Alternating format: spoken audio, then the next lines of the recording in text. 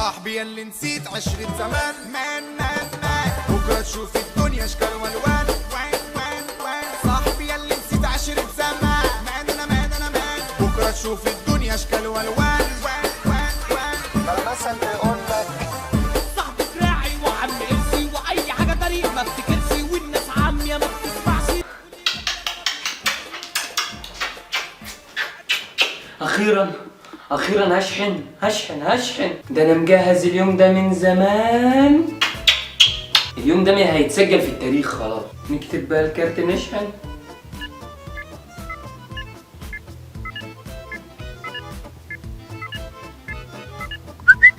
تم شحن الكارت بنجاح. اوبا بقى الحق اعمل الباقه بقى ونظبط الدنيا. عميلنا العزيز، لقد تم خصم 10 جنيهات لخدمة سلفني، شكرا. حقك. عميلنا العزيز، لقد تم خصم 3 جنيهات لضريبة الدمغ. يا مسهل يا رب. مش هعمل الباقه انا عارف. عميلنا العزيز، الحق عرض ال10 سنين. يا عم انا مش عايز، انا حلمي باقه شهريه. معقوله الشركه بترن؟ أهلا ومرحبا في نظام حكاية. اهلا وسهلا. هل تريد الاشتراك في كلتون إليسا؟ لا مش عاوز اشترك انا. لقد تم الاشتراك في الكلتون بنجاح. تم خصم 5 جنيهات للاشتراك في الكلتون. يا عم اشتركت فيها يا عم، انا مش عاوز اشترك. الغي مش عاوز الكلتون، انا مش عاوز كلتونات، انا مش عاوز. أمرك تحت التنفيذ. لقد تم خصم 5 جنيهات مرة أخرى لإلغاء خدمة الكلتون. يا ولاد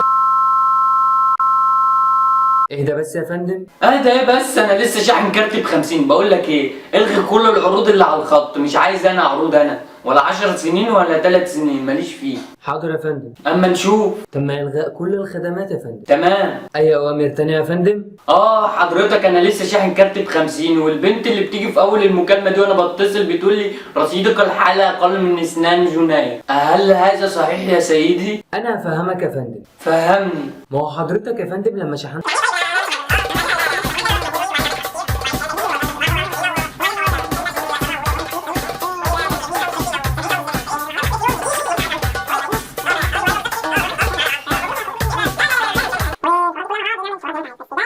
طب انا عاوز ارجع الفلوس اللي اتشفطت دي. للأسف يا فندم أنا قلت لك اللي أنا أقدر أعمله. يعني مفيش امل؟ لا يا فندم. انتوا شركه خرا. نعم يا فندم.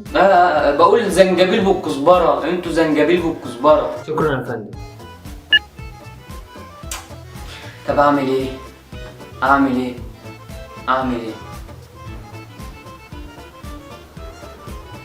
تاني اللي هنعيده هنزيده، يعني بعد ما الواحد جاب كارت شحن يستلف تاني.